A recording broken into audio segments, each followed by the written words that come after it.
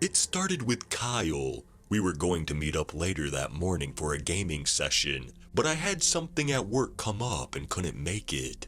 I called Kyle's cell phone to tell him of the news, but it went straight to an answering machine with an automated voice telling me, "The number you have called has not been recognized." That's odd, I thought to myself. He has changed numbers. Surely he would have messaged me to tell me that by now. I was late for work as usual, and so resolved to drop by Kyle's apartment on the way home. In hindsight, I should have went straight to him. Kyle is the type of person to be a hand's reach away from a phone at all times. I should have realized that something was off, but I didn't. I instead went to work. I had to get that sweet paycheck after all. After my shift, I drove the short 10-minute journey to his apartment. He lived on the 5th floor, almost at the top of the building, and of course, today, the elevator wasn't working.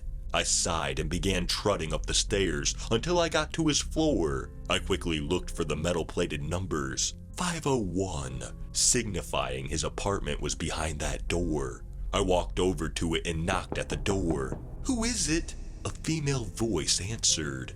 "Who is that?" Well, Kyle had mentioned having a girlfriend before. Must be her.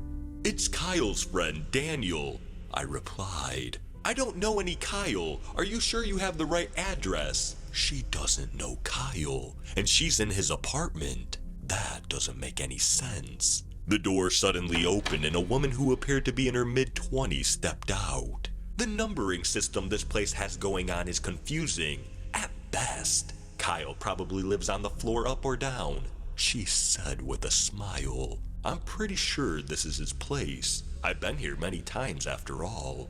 "You mean to my apartment?" I looked past her shoulder and into the apartment, and it looked like Kyle had never stepped foot in the place. There were way too many decorations and colors, and overall the place was just tidier. "You know what? Never mind. You're probably right." I smiled and walked away. What is going on? First the phone number, and now this. Where is Kyle? As I walked down the stairs, I called Kyle's sister, who picked up almost straight away. I had met her at a small party, and we had hit it off almost instantly. The relationship only lasted a couple of months, but we had parted on friendly terms, and still kept in touch every so often. "Daniel, how are you?" "Hey Meg, sorry to bother you. I just wanted to see if you know where Kyle is. I haven't been able to reach him, and he seems to have moved out of his apartment." "Who?" "Kyle, your brother." "I don't have any siblings. What are you talking about?" "I'm talking about your brother." "Is this meant to be a joke? If so, it's not funny." What the hell? She doesn't remember her own brother. What is going on today? "I'm not joking," I yell at her. "Listen, Daniel, I've gotta go. We can continue this stupid conversation later." I put the phone down with a sigh. This was getting too weird for me. This has to be a prank Kyle set up. Yeah, that's what it is. Just a big elaborate prank. He's probably waiting for me back at home, laughing his head off. Let's go there now. I quickly hopped in my car and practically sped to my house, telling myself all the way about how creative this prank was, making me think I've lost my mind. I grabbed my keys and opened the front door, and there's no one else there but my roommate, Eric. He's a slightly overweight engineering major who would rather die than help clean, but he's a great guy to be with, and I enjoy his company. "Eric, has Kyle come by here at all today?" "Who?" "Look, if this is some sort of prank all of my friends know about except me, can you just stop it right now?" "Man, I have no idea what you're talking about." "Okay, fine, don't tell me then." I storm out of the living room and make my way to my bedroom. I flop down on my bed. Let's just get some sleep. Everything will be better in the morning. How wrong I was. As usual, when I woke up the next day, I went to the kitchen to make myself breakfast. Eric wasn't there, which was strange as usually he wakes up before me. I looked outside and his car wasn't there. Confused, I called his phone. "The number you have called has not been recognized," came the automated reply. What the heck? I ran back to his room. Everything he owned, gone. I went through the entire house. There wasn't a trace of him. Even the hole in the wall he made when moving a chair was gone. A smooth section of wall in its place. It was like he never even existed. I couldn't take it anymore. I slumped against the wall and started crying. The last time I had cried was at my grandma's funeral, and even then I had kept my composure. Now, the tears fell freely. I must have sat sobbing there for at least an hour before my phone vibrated. It was Meg.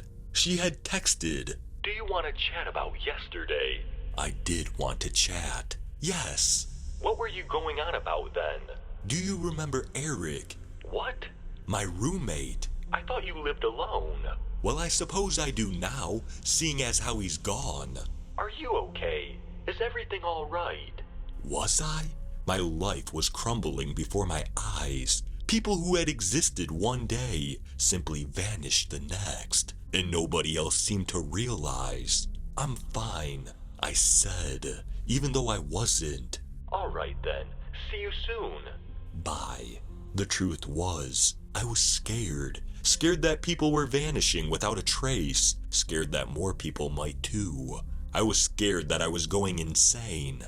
But most of all, I was scared that I was next.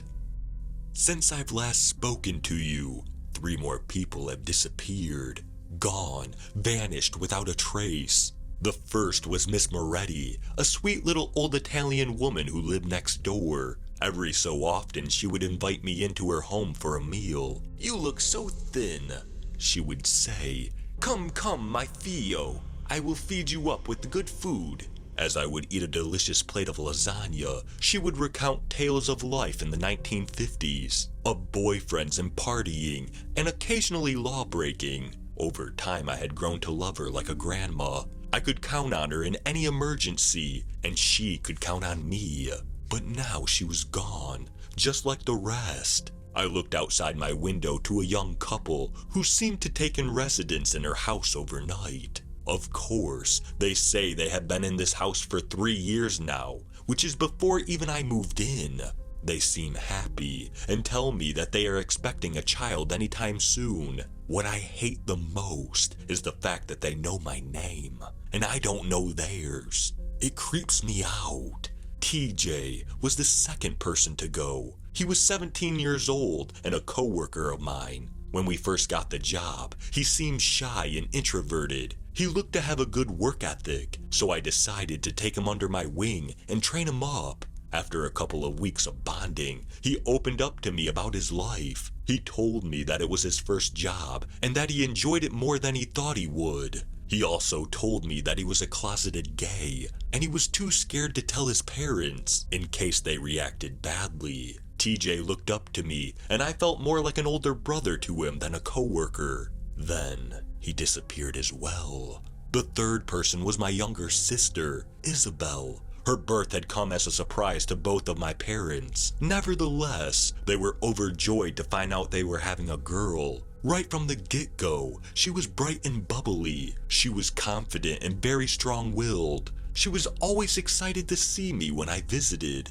And I, of course, loved her to bits. That's why her disappearance hurts me the most. I suppose she's the reason I started writing. I bought a notebook and started filling it up with all I could remember about the missing people. Height, hair color, favorite food, biggest pet peeves. Pretty much everything I could think of went into this journal. I wrote about my personal experiences with them, and generally what I thought about them. Everyone else had forgotten them, and I sure as hell didn't want to either. I've also been recording my observations about what's going on. Once a person disappears, everything they have ever done either vanishes or is replaced. For example, when Isabel disappeared, all my family photos have stayed the same, except for one key difference. She's not in them. Her room had been converted into what my parents called an exercise room, filled with workout equipment. All of Isabella's toys and clothes had vanished. It was like she had never set foot on the earth. I don't think my sanity would have made it if it wasn't for Meg. She was my girlfriend for a period of about 2 years. We had broken up because she had wanted to take it a step further. She wanted to get engaged, to travel the world together, and to eventually start a family. While I do admit, that sounded nice, I just wasn't ready. I told her to give me a couple of months to see how things go. While I could see I had broken her heart, with a bit of nudging, she had eventually agreed, and we left on good terms. That was 3 months ago. Then all this happened. After I had texted her about Eric, my apparently non-existent roommate, she had called me the next day. "Daniel, what's going on with you?" she had said. "I don't really know." "Please tell me. You sound distraught. I just want to help." Well, I might as well, I had thought. And so I told her about everything. About she used to have an older brother. About how I used to have a younger sister. About Eric, TJ, and Miss Moretti. I told her it all, and she had listened. But most importantly, she had believed me. She didn't call me crazy or tell me to go see a doctor. It's like she understood, and I loved her for it.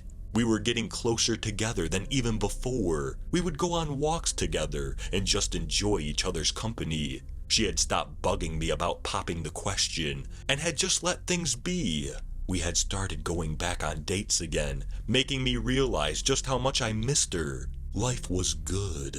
Well, as good as it can be when everyone you know and love start vanishing from the face of the earth. But now, for the reason I'm writing this, you see, I think I'm in more danger than I originally thought.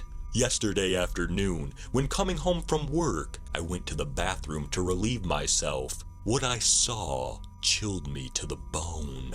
Written in a blood-like substance on my bathroom mirror was this message: "Repent and be forgiven. Sin and be forgotten."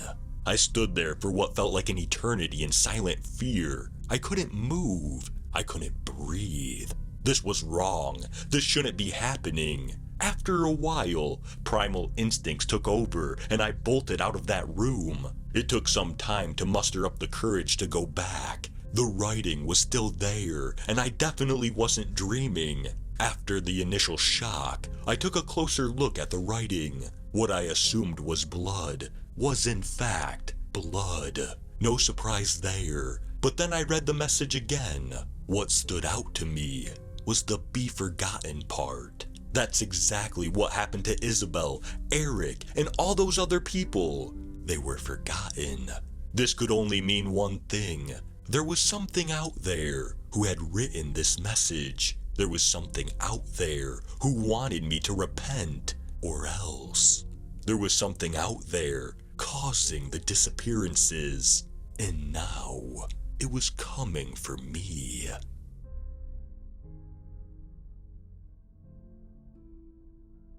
Thank you all for listening to I Remember People Who Don't Exist, written by I Need a Better Title. If you enjoyed this story, please leave a like, and if you enjoy hearing stories from me, please subscribe and become a resident of Hill Street, and let me know how I'm doing in the comments. I hope you all have a fantastic night.